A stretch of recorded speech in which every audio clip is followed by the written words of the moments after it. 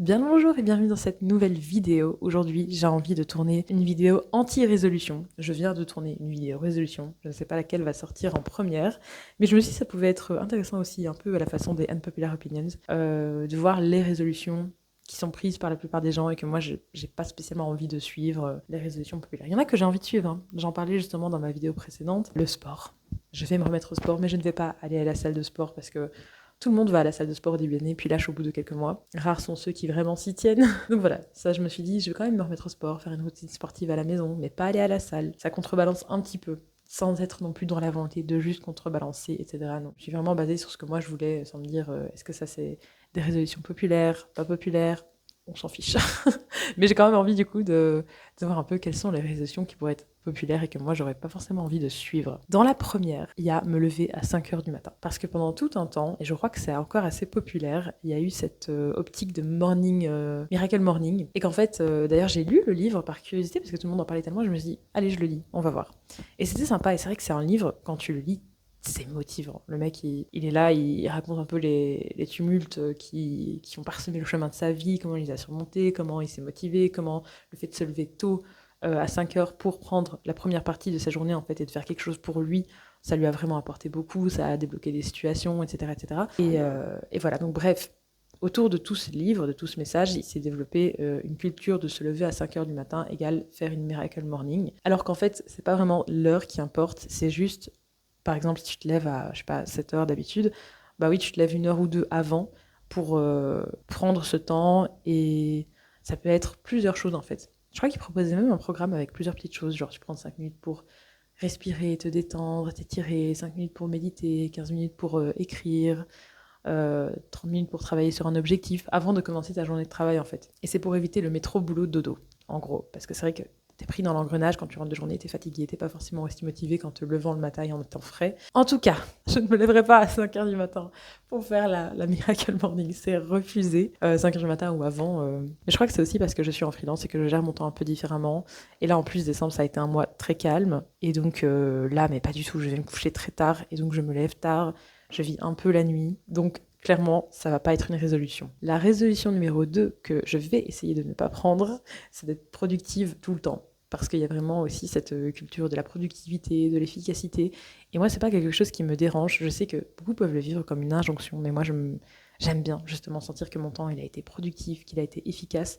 Mais en fait, ça peut vite devenir étouffant aussi. Alors autant j'aime beaucoup, autant je vais me dire, je vais me détendre un peu cette année. Parce que l'an passé, je me suis donné aussi plein d'objectifs. Mon agenda, il était rempli, j'avais moins de temps pour faire certaines choses. Euh, voilà, c'est un peu galère. Je pense notamment à mes objectifs qui étaient de regarder un film par jour pendant un an en 2025 que j'ai tenu.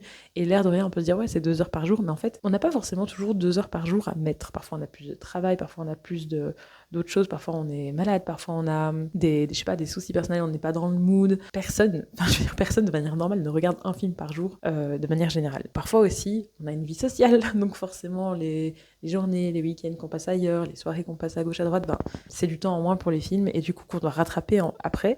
Et parfois, alors ça peut s'accumuler, donc c'est ce qui s'est passé. Moi, en fin d'année, j'étais dans un rush de films. Je me regardais 3-4 films par jour. J'étais en mode, ma soirée, elle est bookée. Je ne vais faire que ça. Bon, finalement, j'ai tenu, mais c'était très compliqué. Après, je dis pas que regarder un film, c'est être productif, mais je veux dire, la productivité, ça prend bien des formes.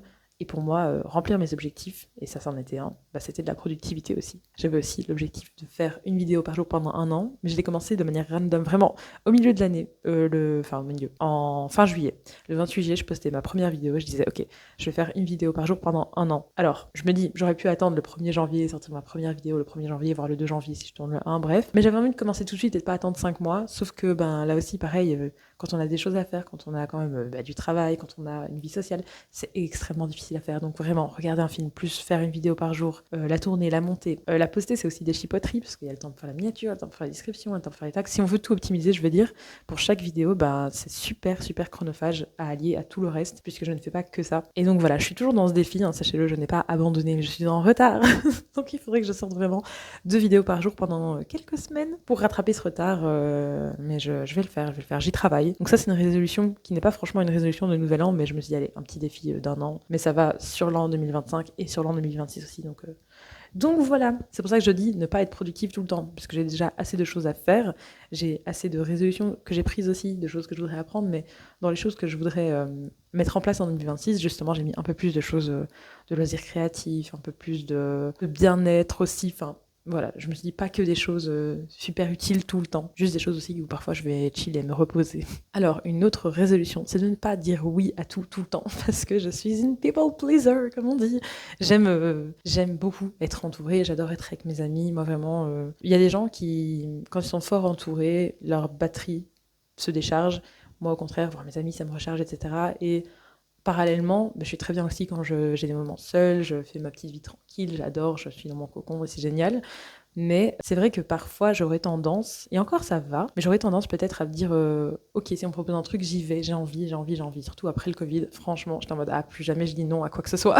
Mais là, je reviens un peu dans un mood un peu cocon où je me dis, ben si parfois j'avais booké mon agenda d'une certaine façon en me disant ok, tel jour j'aimerais faire telle chose, ou même j'ai envie de rester et de me reposer, bah de moins me dire je suis au taquet dès qu'on me propose quelque chose, même si globalement je vais beaucoup l'être parce que ça me plaît fondamentalement, mais de m'autoriser à me dire parfois bah, c'est ok, c'est pas grave. Alors une résolution aussi que les gens prennent souvent, c'est New Year, New Me, donc nouvelle année, nouvel mois, nouveau mois. Ça je me dis bon ça va, je vais pas encore me rebrand du tout au tout, même si comme tout le monde je crois, il y a toujours eu ces moments dans mon année où il est je sais pas 2h du matin, vous ne dormez pas, vous êtes sur Pinterest, sur Notion, sur je sais pas, sur n'importe quoi et vous avez envie de rebrand votre life.